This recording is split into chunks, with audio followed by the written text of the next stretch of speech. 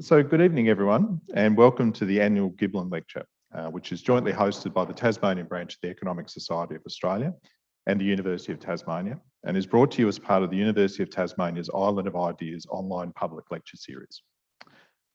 My name is Stuart Crispin, and I'm the Executive Dean of the College of Business and Economics here at the University of Tasmania. I will be the MC and moderator for tonight. So you've got about 10 minutes of me up front before we get on to our speaker tonight, Dr. Angela Jackson. To start off with, there's a few housekeeping notes that we need to consider. So today we're broadcasting across Australia and the world, but for those of us that are here enough in the room, there's a few things we need to think about first. So please take a moment to switch your mobile phone onto silent or off to avoid any of the interruptions to this evening's proceedings. In the event of an emergency, please follow our event staff to the nearest exit, which for those who are here is of course up in the back corner or down here at the front of the stage. And please exit to the lawns between Churchill Street and Dobson Road. Our bathrooms are located out in the corridor to your left and down the stairs. Now, for those of you that are lucky enough to be joining us online, and I think we have over 100 people joining us online tonight, your microphones, cameras and chat and raise hand function have been disabled, and this is just to protect people's privacy. But we do encourage questions, and for those in the room, you'll also get a chance to ask questions as well. For those online, this can be done at any time by typing your questions into the Q&A function, which you'll see at the bottom of your screen. So if you're looking at your Zoom window, look down the bottom over towards the left-hand side, you'll see a QA button. You can type your questions anonymously if you wish, but you can also feel free to include your name.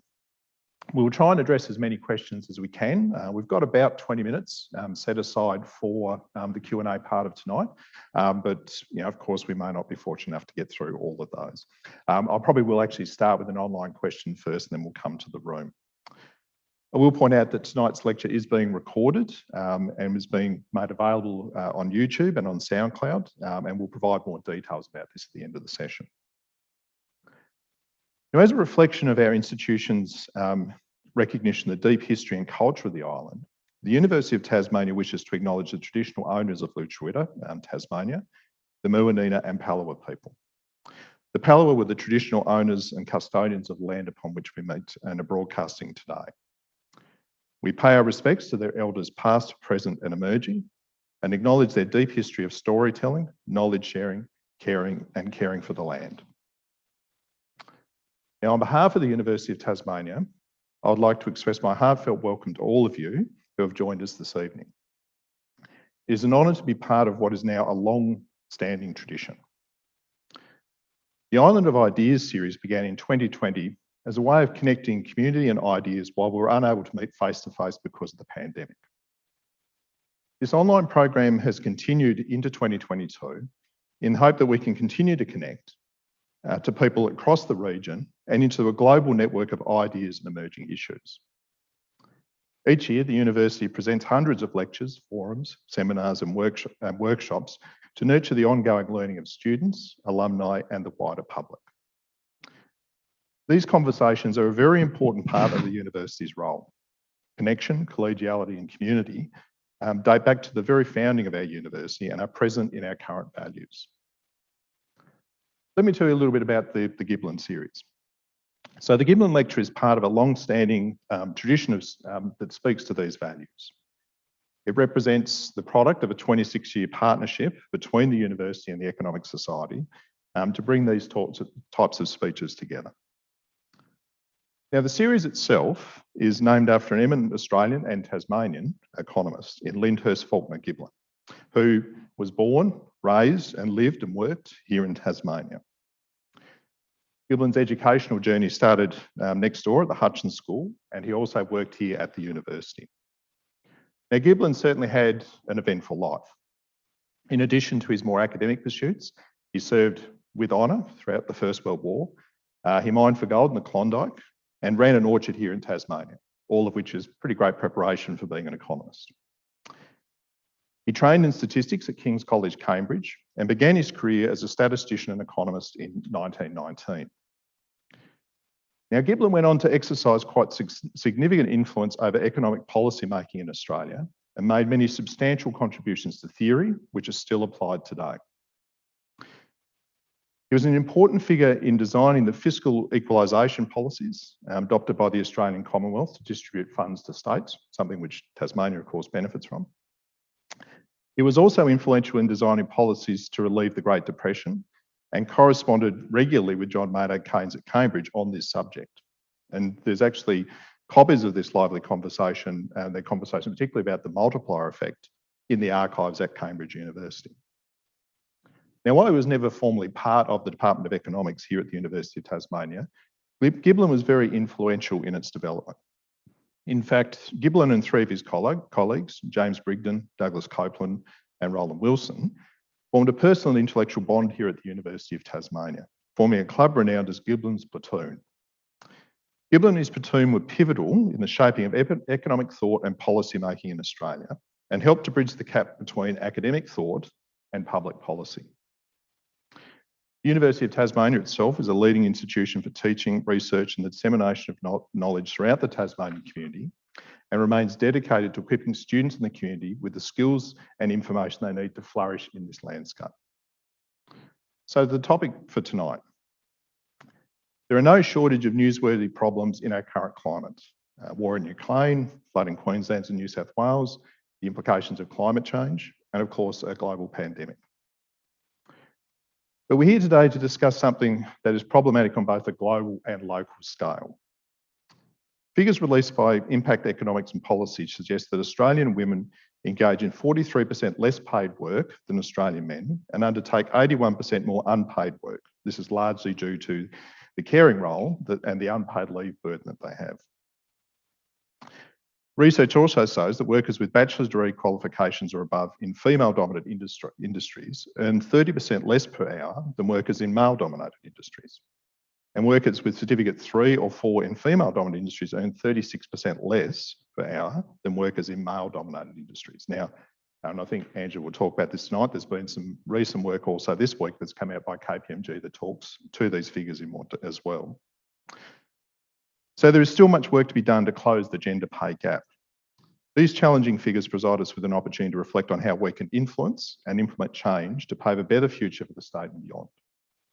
Our speaker this evening is here to assist us in this reflection, and is in this tradition that tonight's Giblin Lecture is presented. So let me tell you a little bit about our speaker. Dr. Angela Jackson is a health economist who has worked at the highest levels of government. Starting her career as an economist in the Department of Prime Minister and Cabinet, Angela has worked across fiscal, tax and social policy. As the then Finance Minister Lindsay Tanner's Deputy Chief of Staff, Angela was responsible for providing policy advice across fiscal policy and all areas of social policy, including national health reforms. Previously lead economist at Equity Economics, she authored a number of high-profile reports on health, aged care, disability, housing and gender policy. Andrew is a member of the Victorian National Health Foundation Advisory Board, the Gen Vic Board, and is National Deputy Chair of the Women in Economics Network, a network that we here at the University are very proud to support. Now, Angela holds a number of qualifications, a Master of International Health Policy, Health Economics, with distinction from the London School of Economics and Political Science, a Bachelor of Commerce with honours from the University of Melbourne, and of course, most importantly, a Bachelor of Economics from here at the University of Tasmania. In 2021, Angela was awarded a PhD in economics, the economics of disability in Australia from Monash University. In 2022, Angela founded Impact Economics and Policy, a passion that she pursues this day.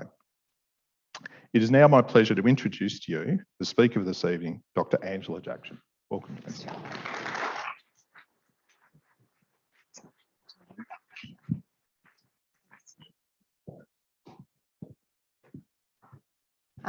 Thank you, Stuart, for that very kind introduction, and to the University of Tasmania and the Tasmanian Branch of the Economic Society of Australia for inviting me here tonight to deliver the 2022 Giblin Lecture in a place that I know pretty well, particularly from my first year studying here, my undergraduate study in economics. I spent many an hour in this lecture learning about the fundamentals of economics, and it's fantastic to be back here with you tonight to share some of my learnings since I left this wonderful place.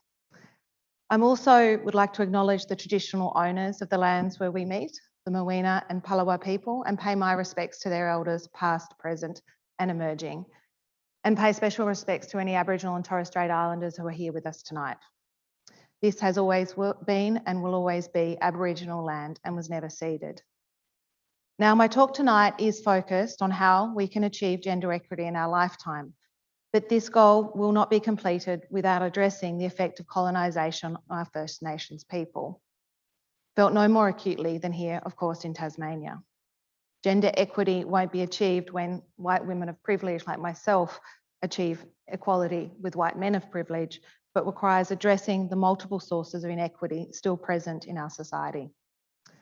So while the focus of my speech tonight is on gender, it is important that we acknowledge at the outset the intersections with many other forms of disadvantage and discrimination that also need to be addressed. To focus on gender is to not diminish this disadvantage. I also want to acknowledge that while tonight I focus very much on achieving gender equity between men and women, true gender equity also requires equity with those that do not identify with these binary classifications. Now, it was with great interest that, having been asked to deliver the lecture tonight, I did some research on Lyndhurst Giblin, in whose honour this lecture series is named. Now, I'd always been aware of his many and varied career achievements, but was not aware that, like me, he was also born to a Tasmanian politician. His father, Premier, my mother, Attorney General. And I hope that that's not where the similarities end, because his impact came from building the bridges between academia and public policy and providing accessible explanations to the public of the economic complexities that faced Australia, particularly through the Great Depression. Economics as a discipline is often grounded in these complex theories and econometric techniques, but its power, I believe, comes when we connect economics with the society within which it operates, to provide greater understanding to what can appear to be intractable issues, such as achieving gender equity. Now, tonight I'm going to do my best in the tradition of Giblin to draw together the theory and the policy of how we can meet the great expectations we have for our girls and achieve gender equity in our lifetime. In the words of Michelle Obama, there is no limit to what we as women can accomplish. And the expectations on women in 2022 are great. We tell our girls they can achieve anything and achieve all their dreams, whatever they may be. Now, as an almost 44-year-old woman, I too was filled with these same beliefs. And having heard the stories growing up of the feminist victories from my mother and grandmother, really believed the battle had been won, because there had been great progress. Women were once chattels of men, passed from their father to their husbands. We could not own property, we could not vote, we could not work in many fields once married, and we were legally paid less than men. Unsurprisingly, these social constraints created significant inequality between men and women in our society. In 1911, when my grandmother was born here in Hobart, just 22% of university students were women. Today, that figure stands at around 60%. Following the second wave of feminism in the late 1960s and early 1970s that saw equal pay enshrined in laws, bars against married women working lifted, the wide availability of oral contraceptives and the move to no-fault divorce, female participation in the workforce climbed from around 40% to a now record high 62%. With such progress, it is easy to believe that achieving gender equity is within reach and that our girls are right to dream big.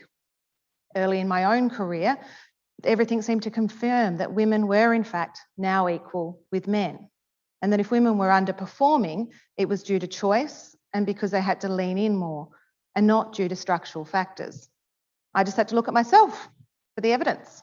There I was, under 30, a Deputy Chief of Staff to the country's Finance Minister, jetting around the country in VIP jets and sitting around the cabinet table briefing Prime Ministers. And I even witnessed with my own eyes the first ever press conference of a female Prime Minister. It was true, women could achieve anything. Number one, I was exceptionally privileged, white, well-connected and well-educated. Number two, when I had children, this illusion of equity came crashing down with the force of 1,000 years of oppression. As I entered motherhood and started through working on the National Federation of Australian Women's annual gender lens on the budget to look at the gendered impact of policy, I could see that not only had we not achieved gender equity, but I could not in good faith look my daughter in the eye and tell her she would be equal with her brother.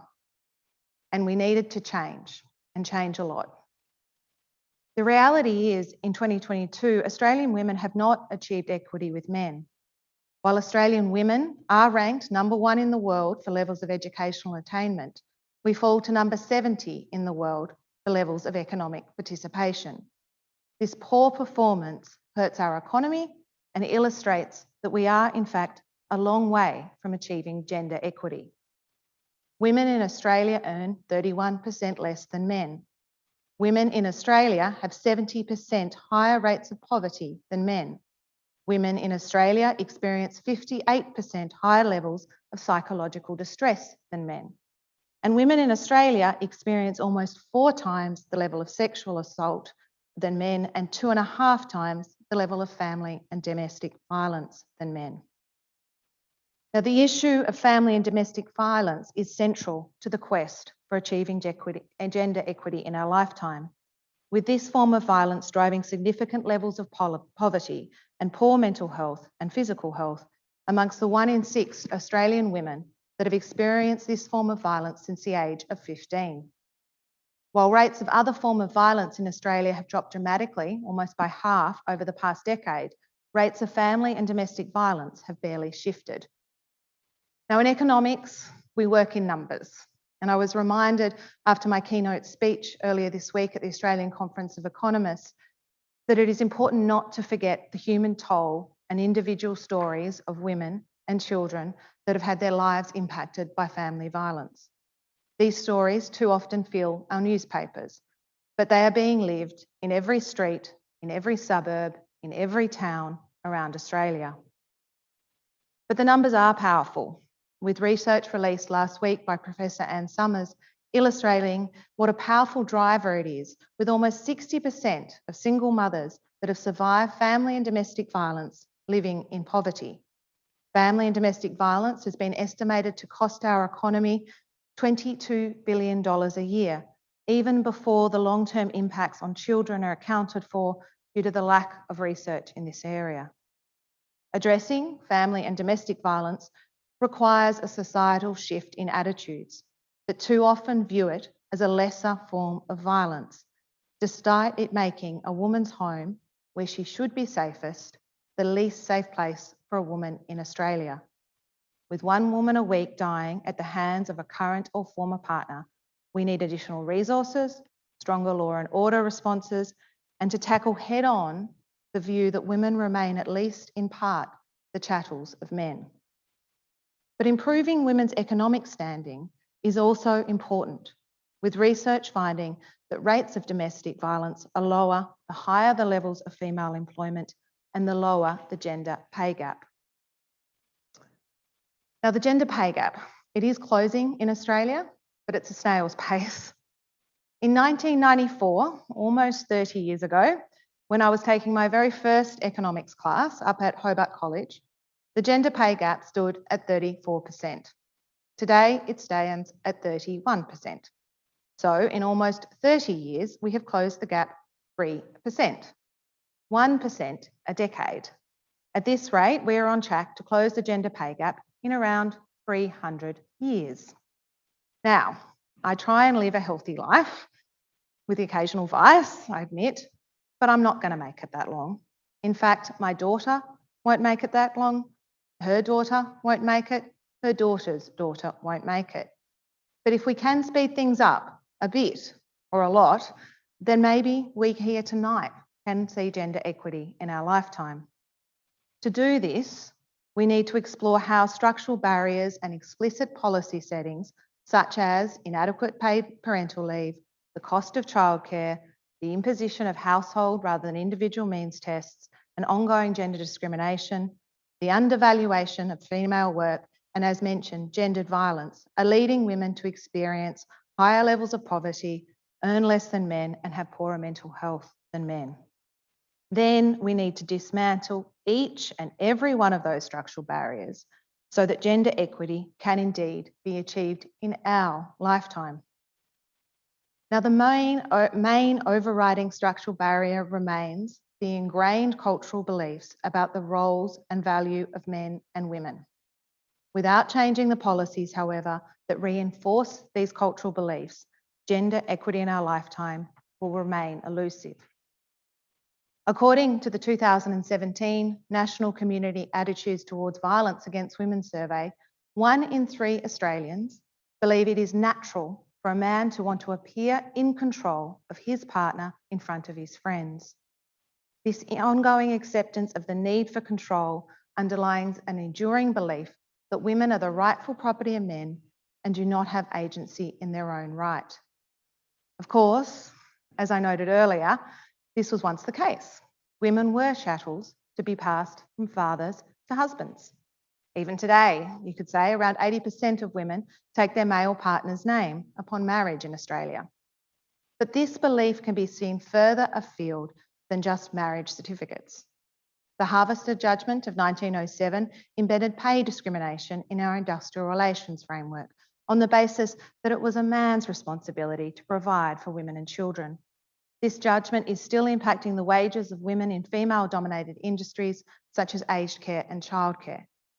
And we have it embedded in our tax and welfare systems, which effectively ties a woman's return to work to the income of her husband through the use of household rather than individual income tests.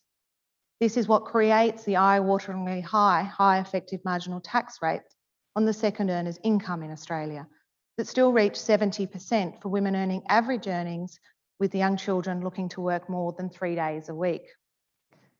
Now, these high effective marginal tax rates are one reason the economic path of women in Australia goes so off track upon the arrival of children.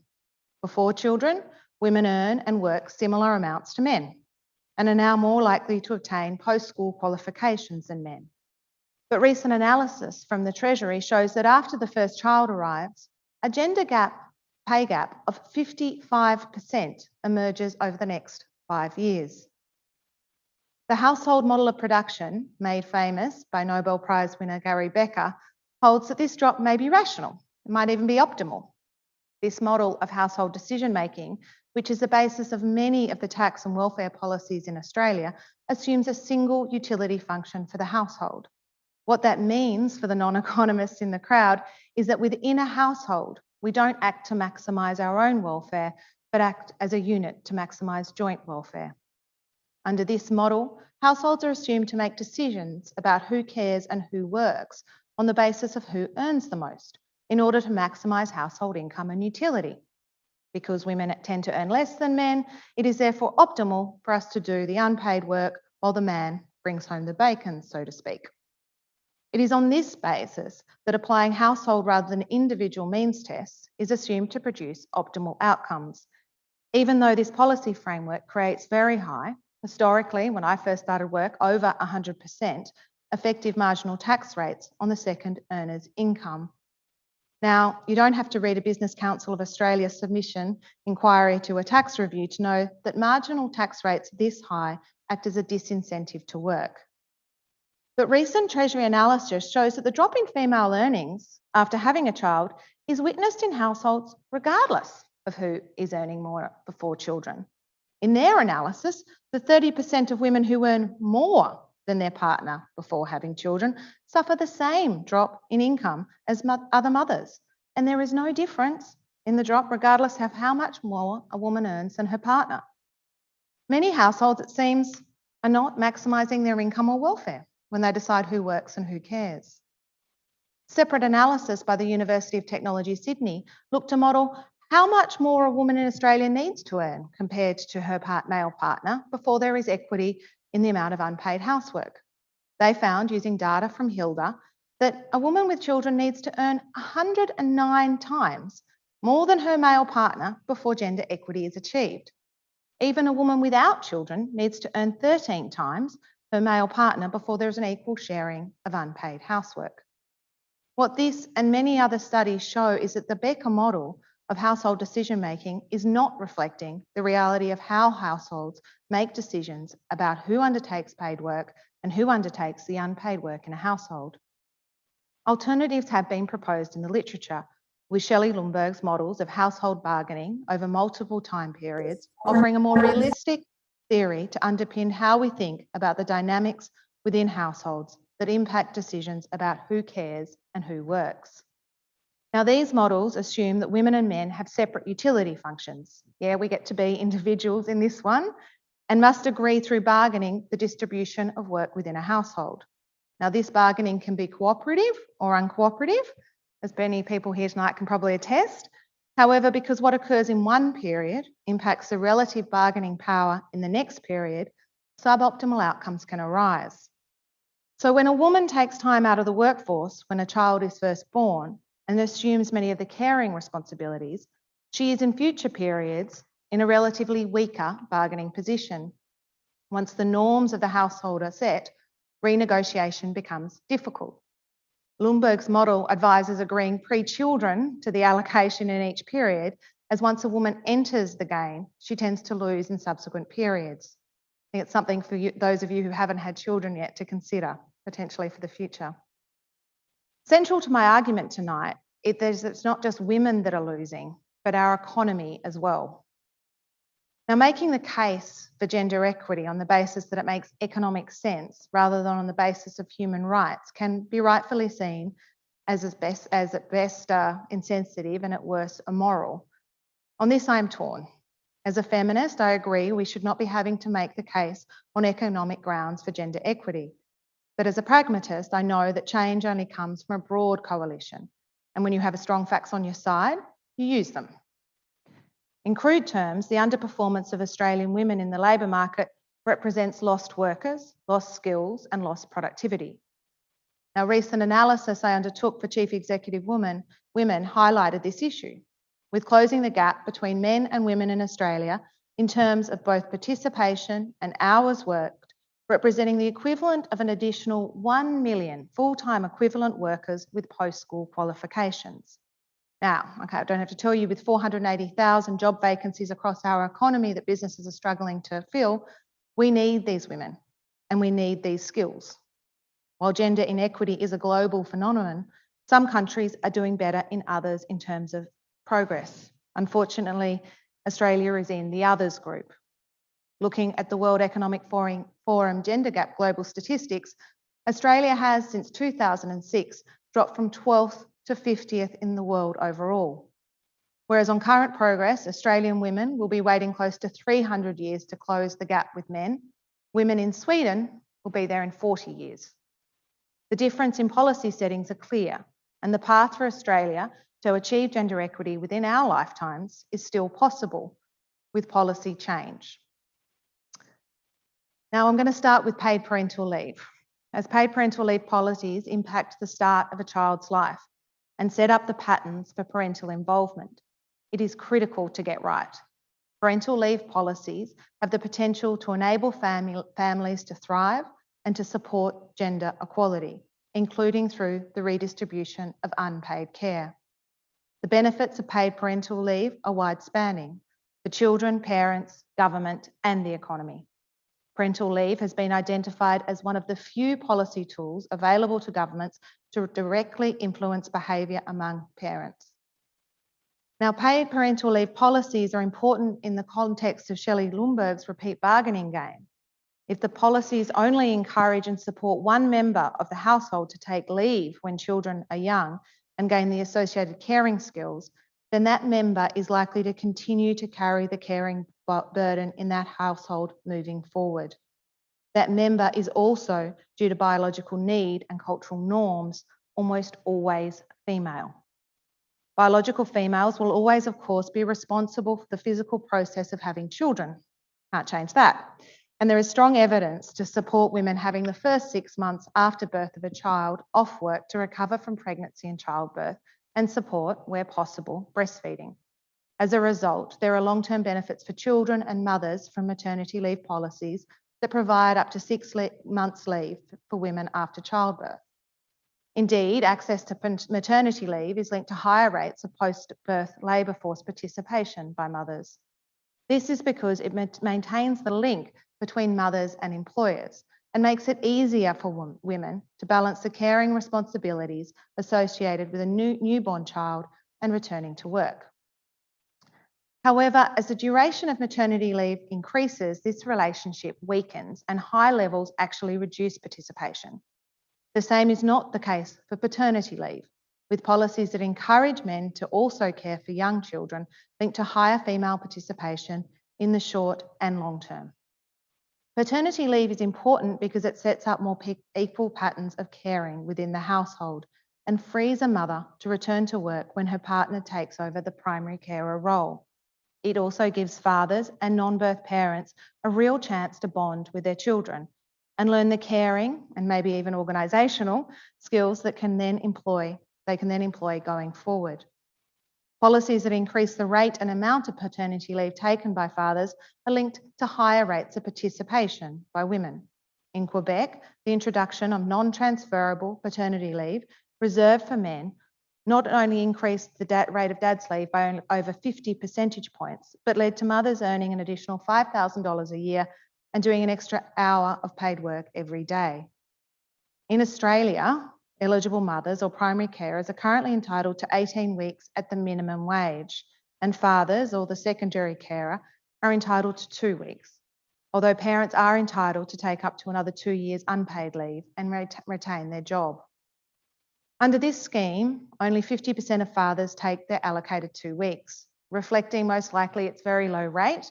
The minimum wage is 60% of male median earnings in Australia, and how difficult interactions with Centrelink can be. It's simply not worth the opportunity costs for fathers. The previous government announced changes that would allow parents to equally share paid parental leave, claiming these reforms were an advance for gender equity.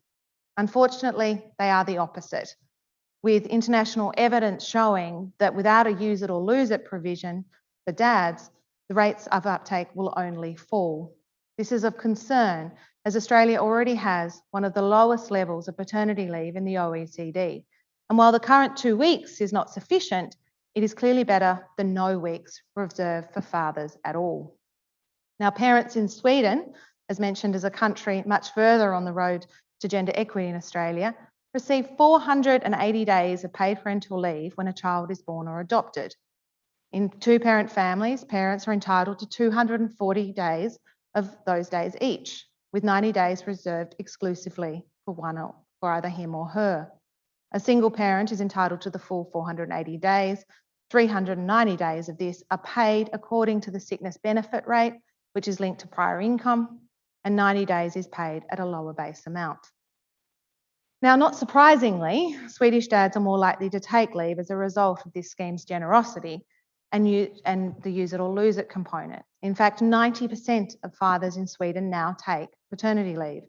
But this wasn't always the case. After paid parental leave was introduced in Sweden in the 1970s, quite early, I thought this was funny that it wasn't just ABBA that was ahead of its times coming out of Sweden, but only 10% took the opportunity. It was after the introduction of the use it or lose it provisions that there was a big increase in uptake. So what does this mean for Australia? Getting parental leave right is the foundation of setting families and households up for a more equal sharing of caring responsibilities and freeing women up to continue their attachment to the labour force. Evidence is also strong that children do better in home environment in the first year of life, with active fathering found to further enhance child development. Formal early learning and childcare becomes neutral in terms of outcomes in the second year of life and positive in terms of child outcomes from the third year of life. Which is why moving to a system of a full year of paid parental leave, equally shared on a use it or lose it basis between parents, would be the best policy in terms of both child outcomes and the long-term achievement of gender equity. The economic benefits are potentially large, with modelling undertaken for the parenthood estimating that such a scheme could lift GDP by 2.9% in 2050 due to the higher rates of participation by women and associated productivity boost. In addition, rates of breastfeeding could be lifted by up to 4.9%, also delivering long-term productivity benefits through improved child health outcomes. Now, policies around early childhood education and childcare also have a very big impact, as we know, on female participation and therefore gender equity. While ideally such policies would impact the decision of both men and women in a household around how much to work, because of the established gender norms and the women's position as the second earner, the impact is felt almost entirely by women. Australia has a system of providing means-tested rebates for childcare, but these are based on household rather than individual income, meaning a woman's effective return from working is linked to her husband's income. Now, this can only be seen as efficient from an economic perspective if we accept the Becker model of household decision-making, which is explained is not an accurate reflection of how households are making decisions. There is an equity argument that also underpins our current system of means testing childcare rebates based on household income. Why should the taxpayer pay for childcare of the costs of wealthy households? But in using the childcare system as a means of redistribution, rather than the tax system based on individual incomes, we're exposing women on average incomes to very high effective tax rates, recently estimated by Professor Miranda Stewart as 70% for a woman and a couple earning average income, so average, we're not talking high incomes, looking to work more than 3 days a week. This locks women into part-time work in Australia and lower incomes across their life course. Now, Australia has some of the highest rates of part-time work for women in the OECD, with 43% working part-time. This is why Australian women, while accounting for almost 50% of the workforce, undertake 43% less paid work than Australian men. It is important to note here that Australian women are not lazy in any regard and undertake 81% more unpaid work than men. Including paid and unpaid work, Australian women work more overall than men. Now back to Sweden, and not just because they're apparently not having guests for dinner, women there undertake only 10% less paid work than men and only 28% more unpaid work than men. In Sweden, publicly funded childcare is available to all children aged 1 to 12, regardless of whether parents are working or not. Non-working parents are entitled to up to 15 hours per week of free care, with costs for all parents capped at 3% of income. In comparison, Australian families on average incomes with 2 children, aged 2 and 3 in full-time care, pay 24% of their earnings on childcare, including the government subsidies. To put this in perspective, this is approaching double the average amount spent on housing by Australian households, which is generally considered the biggest cost within the household budget. Now, moving to a system of universal free early childhood education and care would have widespread benefits for our economy. It would immediately help lift female participation and productivity, with the Grattan Institute finding that a universal 90% subsidy would cost around $10.4 billion, but lift GDP by $24 billion. Now, these are probably conservative estimates because they don't include the uplift in productivity. Evidence from Quebec, which provides universal childcare, has found that every $100 spent by the province yields $104 in provincial tax revenues and $43 additional in federal tax receipts. That is, it more than pays for itself. Then there are the long-term benefits from children from attending high-quality early education and care. These include better health, education and workforce participation for children that attend particularly 3 and 4-year-old kinder. In Australia, where we link attendance to parental work, we embed inequities and outcomes for children from lower socioeconomic backgrounds. As a result, 2 in 5 children from low socioeconomic backgrounds in Australia are starting school developmentally behind. Now, the recent moves in their somewhat bromance budget by New South Wales and Victoria to provide a year of free preschool education in those states will help address some of these issues, but it will take national leadership and investment to deliver universal early childhood education and care to all Australian children from the age of 1. The dual policies of paid parental leave equally shared between parents and universal free childcare will get more women into work, even up the caring burden, and be important drivers for gender equity. But what happens when we actually get to work also matters. Now, once in work, women still earn 13.8% less than men for each and every hour worked. Now, this can be explained largely by the lower wages in female-dominated industries such as health and aged care, retail accommodation services and education, compared to male-dominated industries. These lower wages are as a result of historical decisions of the industrial relations umpire and reflect the lower value placed on female jobs, because we don't, after all, have to provide for a family like a man. Lower wages in female-dominated industries also reduce the incentives for women to engage in more paid work and lower female participation in the labour market. Now, analysis we undertook, which Stuart mentioned for Chief Executive Women earlier this year, showed how wage rates differ across industries and levels of education, highlighting that women working in these industries do not receive the same return on their education as men working in male-dominated industries. Workers in female-dominated industries with a bachelor degree or above earn 30% less per hour than workers in male-dominated industries with a bachelor degree or above. Workers in female-dominated industries with Certificate 3 and 4 earn 36% less per hour than workers in male-dominated industries with a Certificate 3 or 4. In fact, you earn more working at Bunnings than you do working as an aged care worker in this country. Now, this is no way disparaging workers at Bunnings, but it highlights that the skill and responsibilities of our aged care workforce is not reflected in their wages. Lifting pay rates in these female-dominated industries will help attract and retain workers and ensure Australia's care needs are met now and into the future.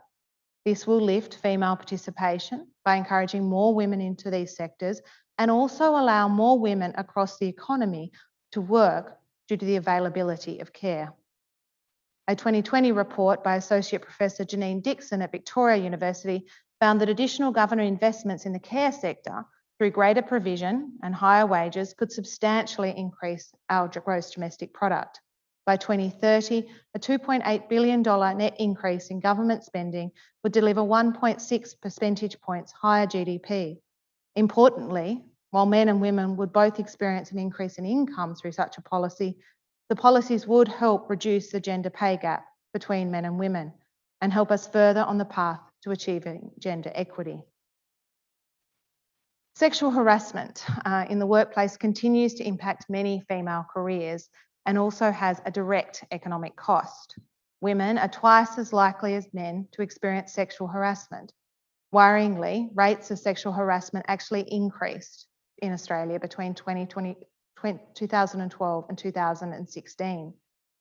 Addressing sexual harassment will reduce a major source of gender inequality in the workplace, which lowers productivity across the economy.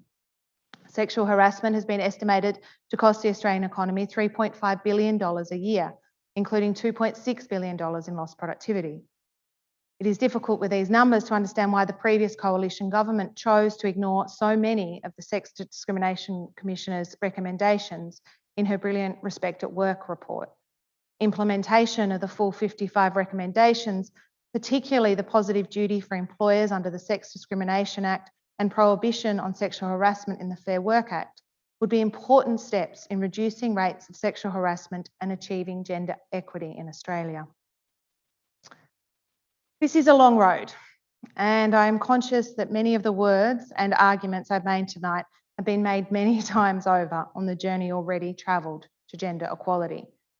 While Australia has stalled on this path over the last 20 years, there is a sense of hope. The pandemic brought into stark relief that for many Australian women, gender equity is still elusive, and a new momentum for change is definitely in the air. The voices of female economists have gotten louder and gained more traction, highlighting the disproportionate impact of lockdowns on both women's work and caring responsibilities. Courageous young women such as Brittany Higgins and Grace Tame are demanding action on gender safety and security, giving generations of women a new invigorated voice in what for many are old battles. The election of the Teal Independents, all women, all qualified and all calling for policies to achieve gender equity at the last federal election, is a testament to the change that is possible. And now we have a new government in Canberra that has committed, amongst other measures, full implementation of the Respect at Work recommendations, gender responsive budgeting, and a Productivity Commission inquiry on the provision of universal childcare. But what is now needed is enduring action.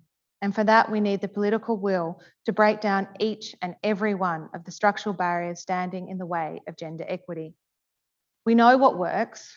We know what it will take, and now we need to get on with making the reforms that will ensure when we tell our daughters there is no limit to what we as women can accomplish, we can mean it and they can achieve it. It is time for the great expectations to be matched with policy action and for us to achieve together gender equity in our lifetime. So let's go do it.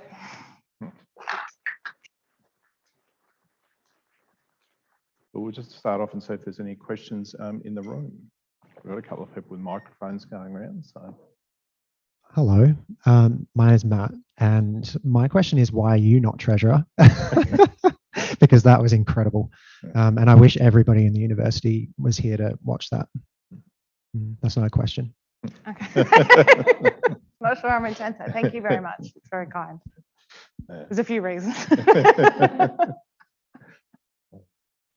I suppose one, obviously, and you touched on this towards the end about the impact of the pandemic, and it hasn't actually been very helpful in terms of progressing issues around gender equity and gender pay. How do you see the next sort of 12 to 18 months playing as we reopen the economy more fully? And we were just talking about before, all of us are experiencing the second, third, fourth wave of the pandemic, but the world needs to go on. So how do you see that progressing? Yeah, look, I think it's interesting. I mean, there's been some advances for women, obviously, through the pandemic. So, clearly when the pandemic hit, for women in particular who are more likely to be in casual work and more likely to be working in retail and accommodation services, they lost a lot of jobs. So at one point, I think it was 60% of all the job losses were female. And then the caring burden obviously increased significantly. First-hand experience, kids came home, were at school, homeschooling and everything else. So the pressures were great. As an ongoing basis, however, I think the move to more flexible work has the potential to be a real positive in terms of women's engagement. And I think you're seeing that in terms of the higher levels of participation from women coming out of the pandemic in the labour force. But that could also have a downside, right? So if you're not in at work, are you seen for promotion? Are you getting the managerial experience? All those other factors. So there does need to be, I think, care and real thinking from a management perspective to ensure that, yes, the flexibility is great, but that the way in which we run the businesses and run our workplaces doesn't mean that women are left out and lose out on those opportunities. Okay, great. No question. So you've got one up the back here. You mentioned a lot around the female-dominated industries and that aged care was one. And obviously there are pressures and moves to fund, increase the pay rates for that workforce. What tensions do you see between the current aged care funding models and the ability to achieve those wage outcomes? Yeah, it's a really interesting question. And I think one of the things I raised as well, sort of in my keynote address very passingly, was around the quasi markets in Australia. Now, this is again a bit technocratic potentially for people in the audience, but effectively that's the markets that the government's created around aged care, childcare, disability. All of them don't function particularly well. All of them are sort of based on, I don't know if on the idea that firms are going to act in the best interest of either the government or the people that they're serving, rather than appreciating the fact that that's not how firms operate. Firms operate to profit maximise, and so you have to set the markets up with that understanding. So yes, I think while the wage increase is important, and I think it'll be coming out in the next month or so, the Industrial Relations Commission is considering a 25% wage increase for aged care workers. That's important. It's also important that we reform those quasi markets so that they are actually delivering, and so we don't see a situation where it just goes more profits and the working conditions are impacted, but also obviously the care outcomes, which is incredibly worrying, particularly in aged care, but also in childcare and disability care. We do have a question online. It's from Julia, so thanks, Julia, for this question. As a new mother with a 5-week-old in my arms, what actions can I take to implement individually to better action equality in my return to work and parental leave? So I say get your husband. I think, ultimately, and these are conversations that perhaps as women we don't have. They're very difficult conversations to have with a partner, with a male partner, which is, it's time to step up and to renegotiate that, particularly when maybe dad doesn't have the confidence in caring for a young child. So I'd say give him a lot of opportunities to learn, particularly young, because you do learn. I mean, the reality is when you enter parenthood, everyone looks at that young baby and goes, are they really letting me take this home? Because I've got no idea. We all start out not knowing, but women, because we do it, we get better at it. And the same is true of men. And I think the important thing to note about this is it really benefits men as well. I think we often talk about gender equity from the female perspective, but having those closer familial bonds with their children, increases men's mental health. It's fantastic for kids. There's no better indicator of child outcomes than their relationship with their father and their father's involvement in a child's life. So these are not things that are just about, bettering women. It is about families more broadly. I suppose a comment there too would be that, again, we're asking women to solve the problem, and it's a societal problem, and men actually have an important role to play. And you see this in Indigenous relationships, where we often ask Indigenous communities to solve the problem. And so it's probably as much beholden on us men in the room and online and everywhere else to also think about what role do we play in actually doing that heavy lifting. And probably our Swedish brothers have got a better understanding around what that is. Not only just ABBA collections, but how to be a more contributing partner. So I think that is an important part of the solution that we also have to think about. I do have another question online just before we come to anything else in the room, just to say thanks. This is just anonymous. Thanks to those in the lecture. Those of us working in women's policy issues, I guess, know the answer. The question is, how can we engage government to move towards those gender equity policies? What can we do to make them happen? Well, I think, to be honest with you, the election of the Chill Independents was one very big step. So, a big section of, a number of seats that had only ever been held by the coalition, obviously fell to a group of independents that are all women that are all calling for gender equity. I think it's about staying active, staying vocal. I think, the indications are that the new federal government understands these issues perhaps better than the previous government did. One of the other things I talked about at ACE, of course, was the wellbeing budget framework. So I think ensuring that that has a gender lens applied to it as well is going to be very important going forward. But the important thing is, I think, increasing the understanding and appreciation that Australia can do better, and we have performed very badly, particularly to international peers. So I think one of the things that really strikes me is that the rest of the world has really moved forward in the last 20 years. And I know, look, the lack of reform in Australia, it is relatively universal. We can talk about climate change and other areas, but this is one area that obviously impacts 51% of the population. And there is no reason why Australia and Australian women shouldn't be leading the world. Okay, right. So we've got one down the front, then one at the back, and then back to Thank you very much, Anne. Great to see you here. You just talked about how obviously having men involved in the children's life is very good for them, but in an organisation, say like a university, how would you say that having it's obviously also good for men to have gender equity? And I think our previous Prime Minister sort of put the view that making women better off would come at the cost of men. And that may be, that perception may be there as well, that when you improve gender equity, it's sort of, men lose something, where in fact, I suspect that the research shows that everyone wins from better decision making and those types of things.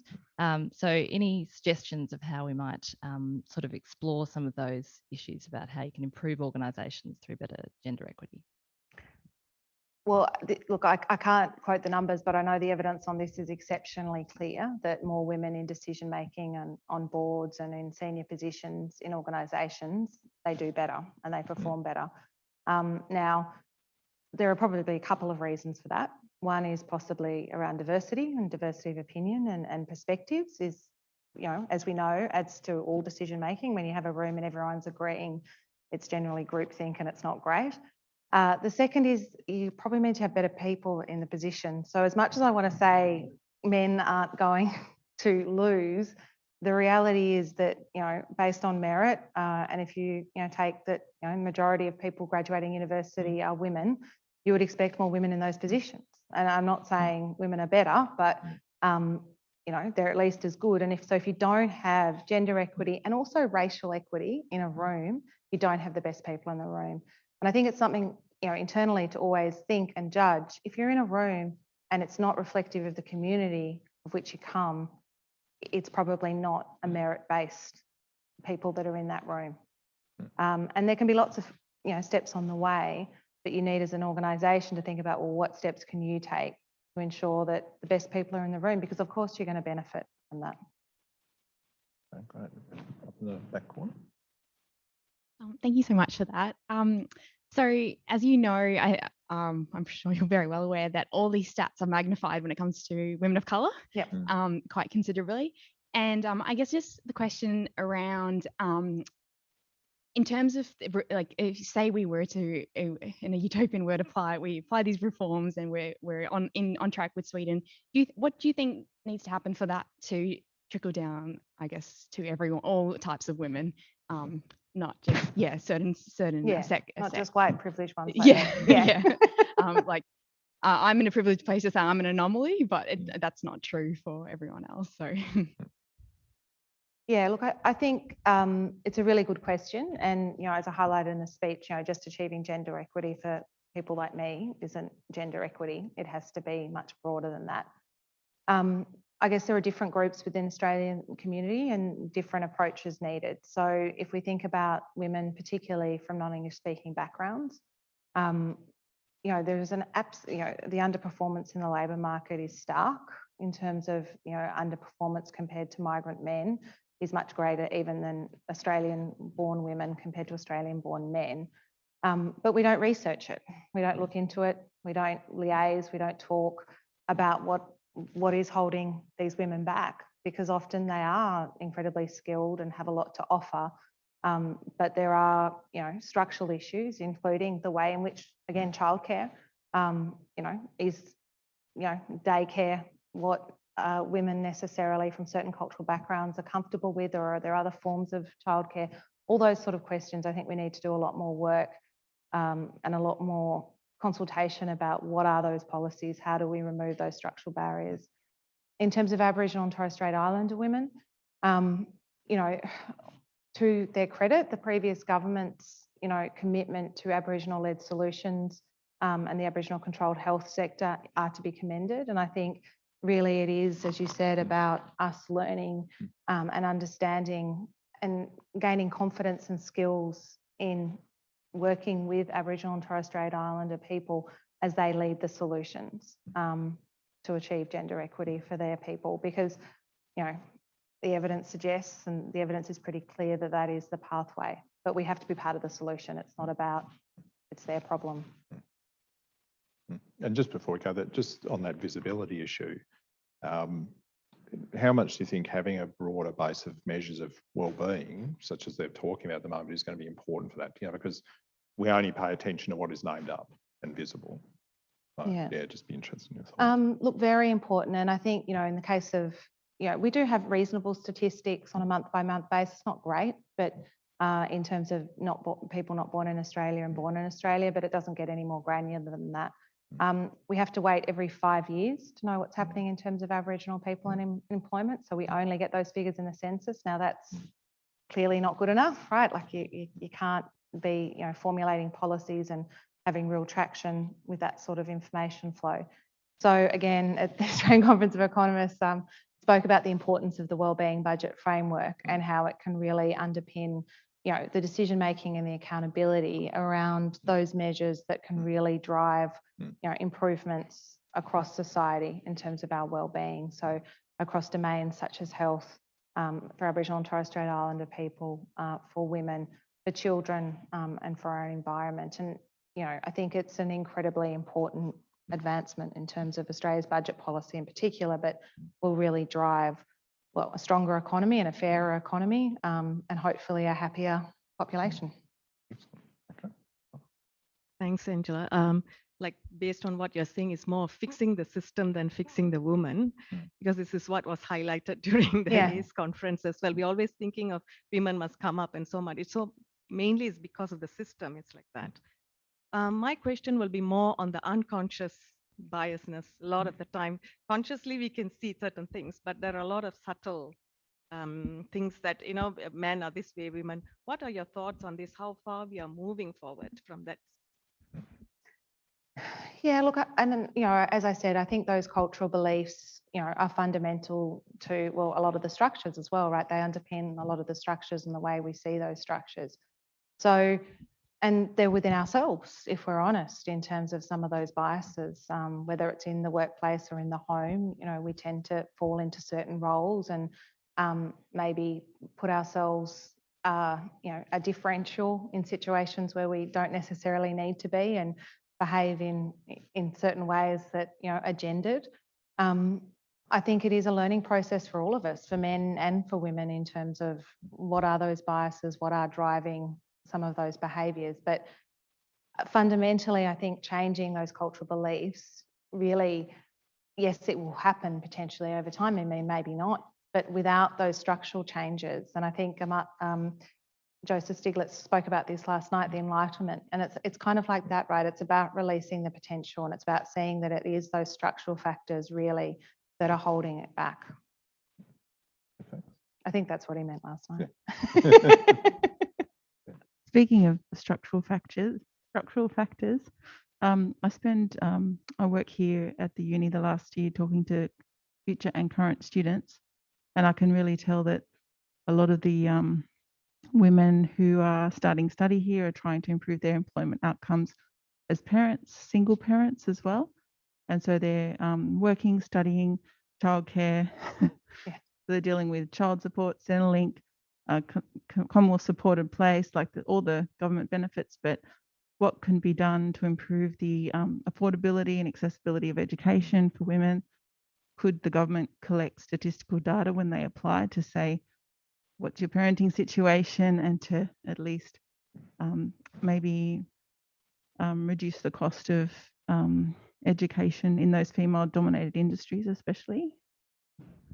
So I mean, there have been, some reforms in that space in terms of reducing some of the HECS fees on, and maybe it's Labor Party policy, or maybe it's in some of those industries. But I think more generally, in terms of particularly single mothers, it is incredibly difficult, and we make it even harder with the income support system in particular. And the reforms of the previous Labor government, in terms of the work tests and the reduction in payments when the youngest child turns 8, have caused a lot of poverty.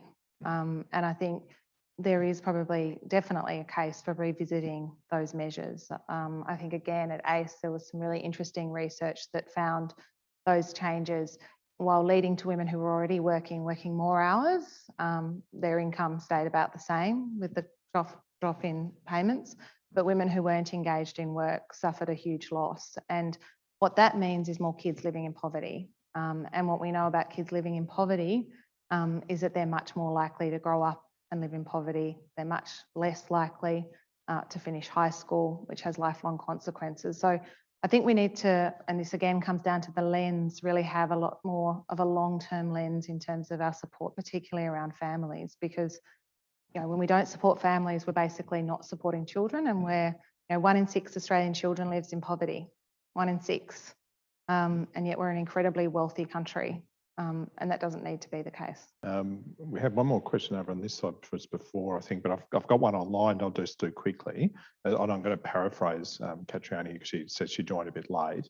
But looking at the data and the financial metrics, what shows best the incentivisation of gender equity policies? Where are the wins, and what should we really be focusing? I think that was the speech. Yeah, I know, yeah. I mean, I think you have to go for all the structural barriers. I think that's really the thing. I think often, there's a small childcare package, there's a bit here, there's a bit there. There needs to be recognition that these structural barriers are pretty firmly in place, and they need to be broken down. And I don't want to sound revolutionary, but they need to be broken down. And the benefits for the economy are huge, right? Because you're unleashing all this potential.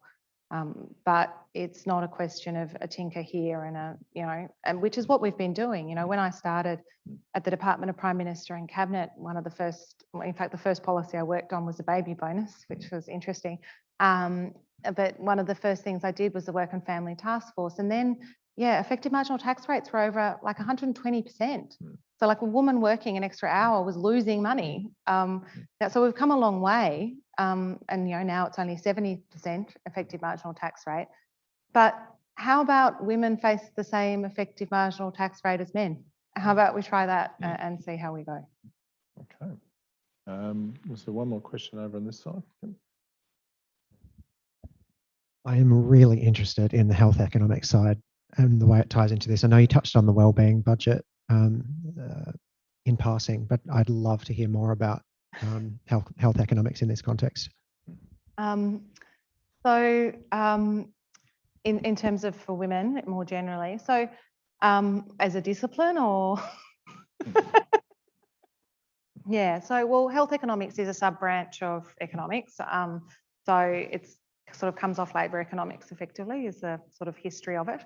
And I guess obviously health is sort of 10% of the economy, but then also decisions in health policy affect more broadly productivity.